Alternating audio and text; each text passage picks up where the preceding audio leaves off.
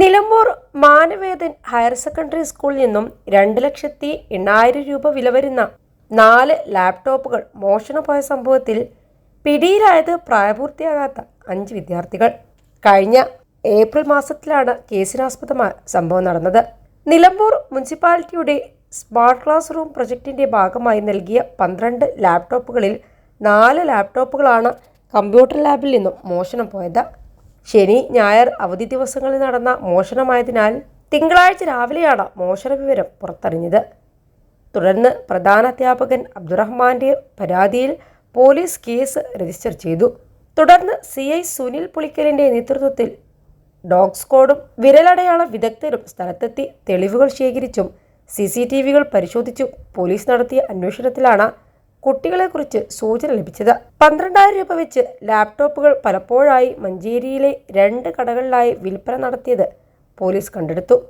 21 ലക്ഷത്തോളം സന്തുഷ്ടരായ ഉപഭോക്താക്കളും 2 ലക്ഷത്തോളം തിമിര ശസ്ത്രക്രിയകളും പൂർത്തിയാക്കിയ മലബാറിലെ ഏക കണ്ണാശുപത്രി Al Salama high hospital, hospital road, Perinthalmanna. സുഹൃത്തുക്കൾ ചേർന്ന് വാങ്ങിയ ബൈക്കിന്റെ ബാക്കി പണം കൊടുക്കുന്നതിനും മൊബൈൽ ഫോൺ വാങ്ങുന്നതിനുമാണ് കളവ് നടത്തിയതെന്ന് കുട്ടികൾ മൊഴി നൽകി. ഇവരെ ജുവനൈൽ ജസ്റ്റിസ് ബോർഡ് മുമ്പാകെ ഹാജരാക്കിയിട്ടുണ്ട്. SI TP Mustafa, senior CPO Prince, Ashish, Vipin, ഡാൻസ് അംഗങ്ങളായ ആഷിഫ് അലി, T നിബിൻദാസ് എന്നിവരും അന്വേഷണ സംഘത്തിലുണ്ടായിരുന്നു.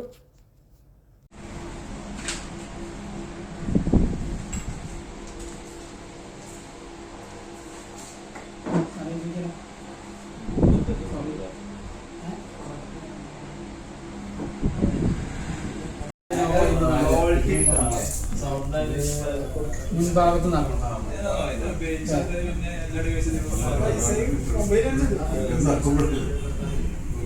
എന്ന് കാണും.